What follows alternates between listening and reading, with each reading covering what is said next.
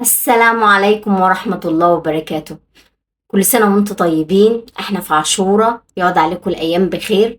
هنعمل مع بعض زي ما انتم شايفين طبعا عاشورة، وهنعملها بطريقة سهلة وبسيطة وكريمية بكل التفاصيل، ازاي تطلعيها معاكي طعمها أحلى من اللي بتتباع بره.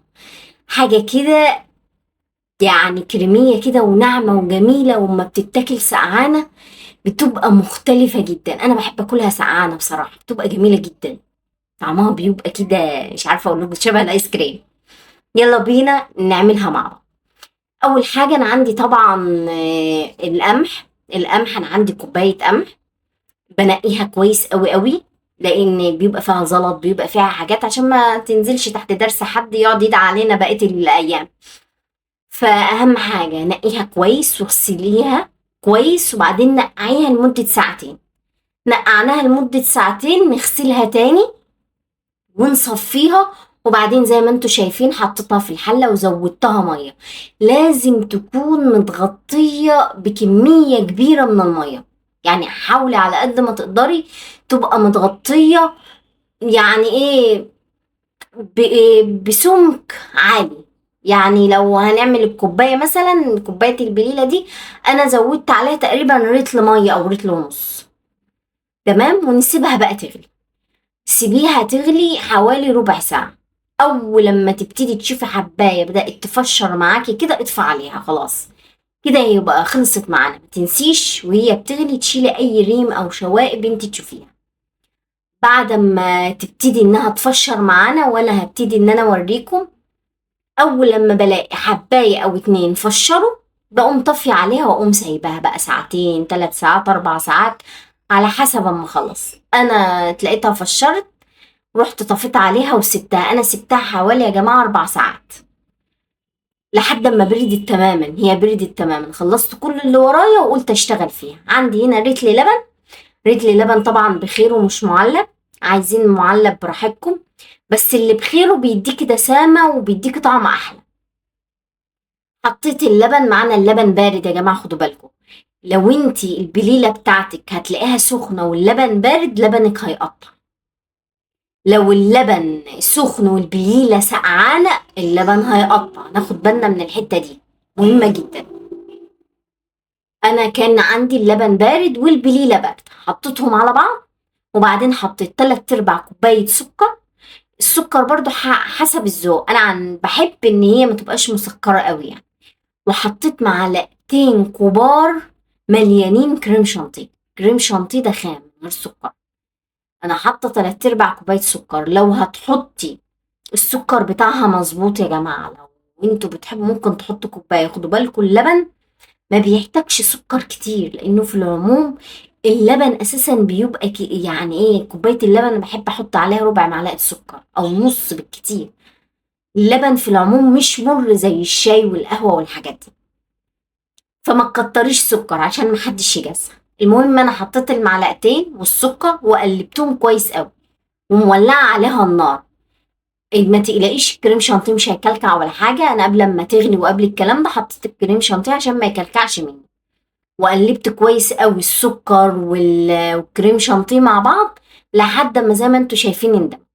وعليت النار. تمام. اول لما تلاقيها بدأت ان هي تخش في الغليان، وطي عليها.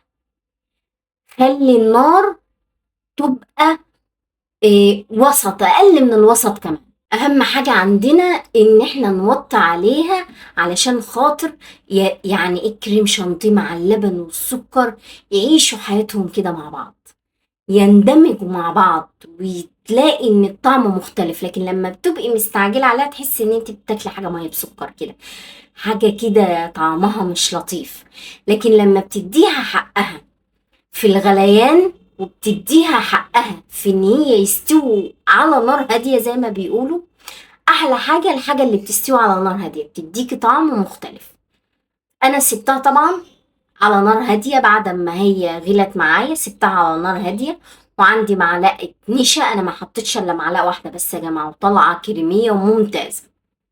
هنا زي ما انتوا شايفين بتغلي معايا بقالها يمكن ربع ساعة تلت ساعة على نار هادية.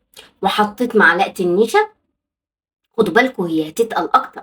تنسوش القمح فيه نشا، الكريم شانتيه لما بيبرد بيتقل، الحاجات دي كلها بتتقل. فمع الرتل اللبن اللي انا عاملاه وكوبايه القمح تاخد معاكي رتل معلقه واحده نشا، ما تاخدش اكتر من كده. لو حطيت اكتر من كده هتبقى تقيله زياده عن اللزوم. ده السمك المطلوب معانا. تمام. انا طبعا بنقلب النشا كويس قوي عشان ما يلزقش في قاع الحله بتاعتنا، وفي نفس الوقت احنا عايزين النشا يستوي. اول لما يعني ايه حوالي دقيقه دقيقتين كده تفضلي تقلبي كويس قوي قوي قوي عشان كمان ما يكلكعش منك، وانت بتنزلي بسرسوب النشا تقلبي كويس. انا بقلب كويس، وطبعا النشا احنا عارفين ان حاطه معلقه واحده فهي استوت خلاص، بس انا بتاكد بس ان هي ايه مفيش حاجه لازقه من تحت او كده، لان الحله دي سلستين انتوا عارفين، والسلستين دايما بيلزق. تمام. انا كده خلاص تمام، خلصت معايا البليله بتاعتي. هطفي عليها. على فكره انا طافيه عليها بس لسه بتغلي، لان الحله سلستين والقاع بتاعها تقيل جدا لدرجه ان هو بيحتفظ بالحراره، بيقعد يغلي مده، يعني ممكن يغلي دقيقه ولا حاجه. هنا طبعا رشه الفانيليا، انا بحب احط الفانيليا في الاخر يا جماعه. في ناس بتحب تحطها في الاول براحتها، بس هتلاحظي الفرق. جربي حطها في الاول وجربي تحطها في الاخر، هتلاقي ان في الاول طعمها بيروح وتبقى كأنها مش موجودة، في الاخر بيفضل طعمها باين. دي حاجة مهمة عندنا جدا. طبعا اهو زي ما انتوا شايفين بطلت تبقبق. اهم حاجة عندنا انها ايه نسيبها بقى ايه تهدى. هي المفروض على طول ان هي تتفرغ في الاطباق، بس انا قلت ايه اسيبها شوية لانها لسعتني. عندي هنا معلقتين جوز هند حمرتهم في معلقة سمنة بلدي. بصوا بقى يا جماعة التركة دي أهم حاجة. السمنة البلدي مع الجوز الهندي ده بيوديلك العاشورة في حتة تانية خالص. صدقيني كل اللي هياكلها هيقولك عايز تاني من الجوز الهند ده، لأن بيبقى طعمه حلو أوي مع السمنة البلدي.